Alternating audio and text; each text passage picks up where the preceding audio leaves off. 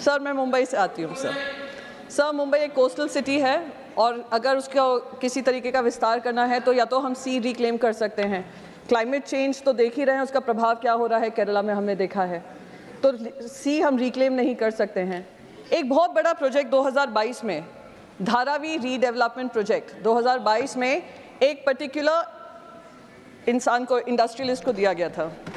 590 एकड़ का वो प्रोजेक्ट है सर, जिसमें 300 एकड़ का रीडेवलपमेंट होना है, जिसमें एक नेचर पार्क भी आता है, एक पावर प्लांट भी आता है और एक पंपिंग स्टेशन भी आता है।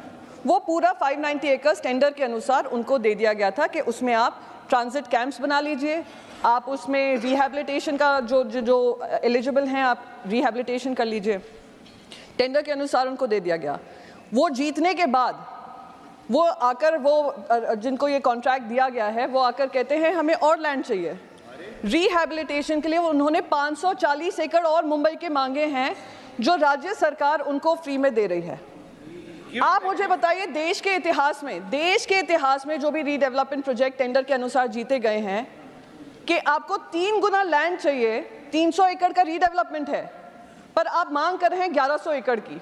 यानी खुली मुंबई में तो लूट मची हुई है कि किस तरीके से लैंड ग्रैब करें। और ये जो लैंड लिया जा रहा है वो ऐसी जगहों पे लिया जा रहा है जो एनवायरमेंटल हैजर्ड भी हो सकते हैं। सॉल्ट पैन लैंड्स की बात करें, सॉल्ट पैन लैंड्स उनको हैंड ओवर कर दिया। माहिम नेचर पार्क है, उसको भी उठाकर इनके हाथ में कर दिया गया। ओपन स्पेसेस की बहुत कमी है मुंबई में सर। और महालक्ष्मी रेस कोर्स एक बहुत इंपॉर्टेंट, एक आइकॉनिक जगह है, जिसको भी रीडेवलपमेंट ब्यूटिफिकेशन के अंतर्गत उसको प्राइवेट कॉन्ट्रैक्टर्स को हैंडओवर करने वाले हैं।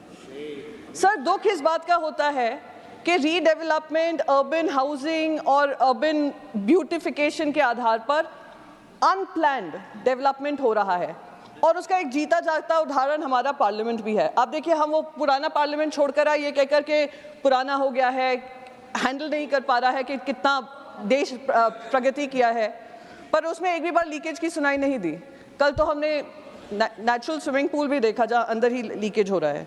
तो अगर हमें अर्बन डेवलपमेंट की हम बात करें, हाउसिंग अफेयर्स की बात करें, ज़्यादा से ज़्यादा शहर अब अर्बन जो पॉपुलेशन है अर्बन सेंटर्स में आ रही है, क्योंकि जॉब्स की प्रावधान वहाँ पे होते हैं।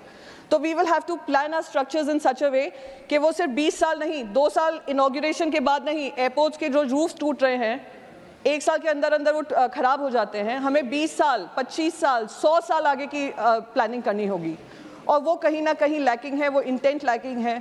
मैं बस इन्हीं शब्दों के साथ अपनी बात खत्म करना चाहूँगी सर। Thank you. धन्यवाद माननीय प्रियंका जी।